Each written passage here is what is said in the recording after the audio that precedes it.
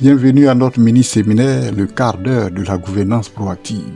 Aujourd'hui, notre thème est l'obligatoire intégration des champs de développement.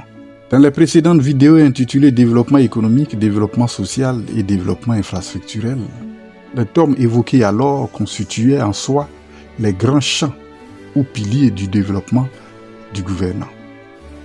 Et certes, pour plus de maîtrise et de lisibilité, le gouvernant peut être tenté de fonder sa gouvernance sur un ou deux de ces champs de développement. En effet, nous entendons souvent les autorités gouvernementales parler de renforcement des infrastructures, développement social et développement économique.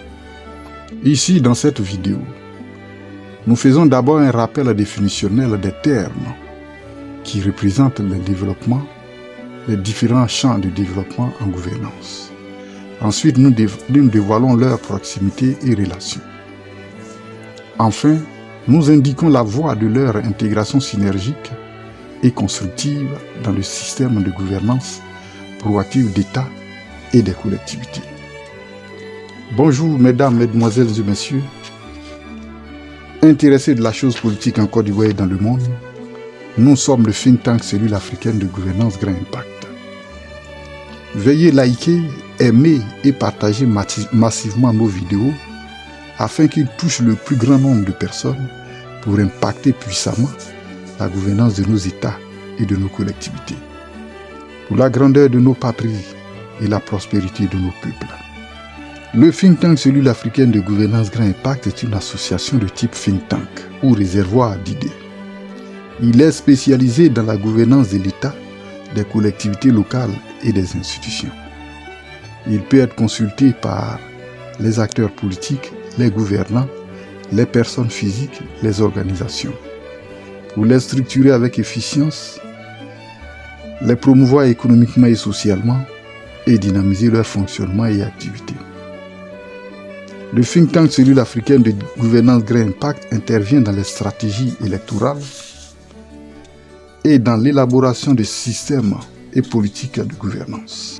Nos spécialités sont l'intelligence de conception de la gouvernance, l'idéométrie et l'intelligence de réglementation, la soft conquête des mandats électoraux ou stratégies électorales, l'intelligence de réalisation en gouvernance, l'intelligence de développement en gouvernance, la création des sociétés de développement économique et social, le management associatif, la construction économique et sociale, la performance budgétaire, la promotion humaine, l'élaboration de projets, programmes et plans de développement, la conception de politiques et de systèmes de gouvernance, l'élaboration de manuels de procédures, etc. En gouvernance proactive d'État, les champs et piliers de développement sont le développement économique, le développement social, le développement infrastructurel, un à un. Que sont ces champs de développement? Le développement économique procède de la vision économicible de la gouvernance. L'économicibilité totale de chaque domaine d'activité se justifiant par la nécessité et le besoin fort pour le gouvernant de détenir une puissance financière pour soutenir la croissance et le développement de l'État, de ses localités et des institutions. Pour rappel, le développement économique est une démarche intelligente de construction et de promotion de l'économie au niveau local, national et mondial autour de tous les domaines d'activité stratégique.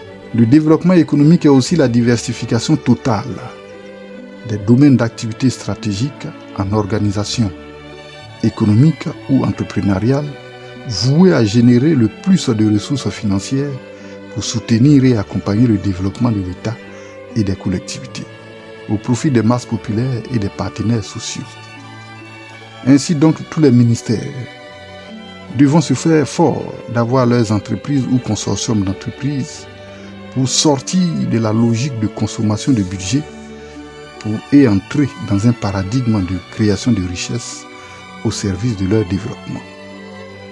Le développement social, lui, procède de la vision axée sur l'instauration d'un climat national de partage de richesses, de bonheur, de fierté et de motivation des citoyens dans la construction nationale.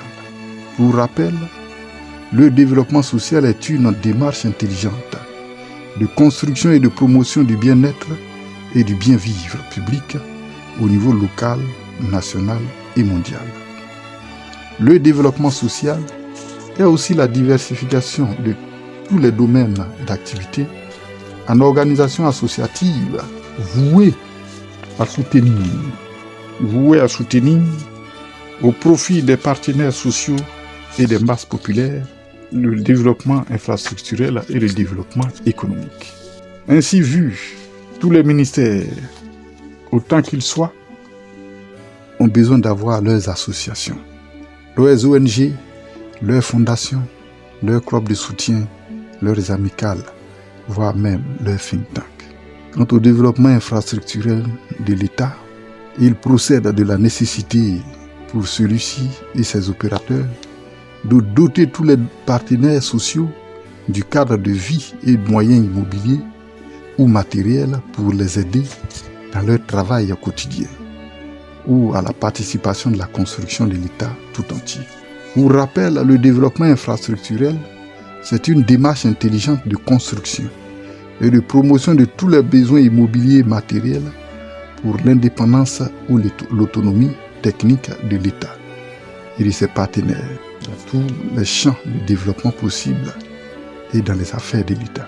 Dans la vie courante ou en gouvernance, le développement infrastructurel est l'ensemble des mécanismes structurels et fonctionnels de l'État et des activismes des opérateurs sociaux, économiques et techniques nationaux ou étrangers qui participent concurremment à la construction et à l'existence d'une société humaine techniquement et matériellement dotée pour se maintenir, se construire en toute indépendance et exporter sa puissance constructive. Il s'agit pour l'État et ses partenaires dans le développement infrastructurel de se construire une stature de consécration et de fierté. Le développement infrastructurel est la diversification totale des domaines d'activité stratégiques en organisation d'opérateurs techniques, économiques, voués à se doter et équiper l'État pour soutenir et accompagner les développements économiques et sociaux au profit des partenaires et masses populaires. Ainsi donc, tous les ministères, autant qu'ils soient, devront avoir leur société de développement de tous les domaines, en informatique, en industrie, en immobilier et aussi en logistique. Ils peuvent même se doter de sociétés de développement en recherche et développement. En politique et en gouvernance proactive, le développement infrastructurel, c'est la résolution stratégique du gouvernant à construire tout le système économique des infrastructures dans l'État et la collectivité afin que les infrastructures soient plus une filière de création de richesses au lieu d'être une rubrique budgétaire de haute dépense. Du point de vue de la gouvernance proactive, le think tank Cellule africaine de gouvernance Grand Impact conseille la gouvernance intégrationniste de tous les champs de développement. Car les développements économiques, infrastructurels et sociaux constituent le trépied de garantie de l'équilibre solide de la marche de développement de l'État, de la collectivité et de l'institution. Cela par la simple trilogie que, par les ressources financières, on peut vivre et être motivé. Par les bonnes conditions morales et matérielles, on peut bâtir solide. Et par les moyens et acquis, on peut travailler et créer de la richesse. Le tout pour la grandeur de la nation. Merci.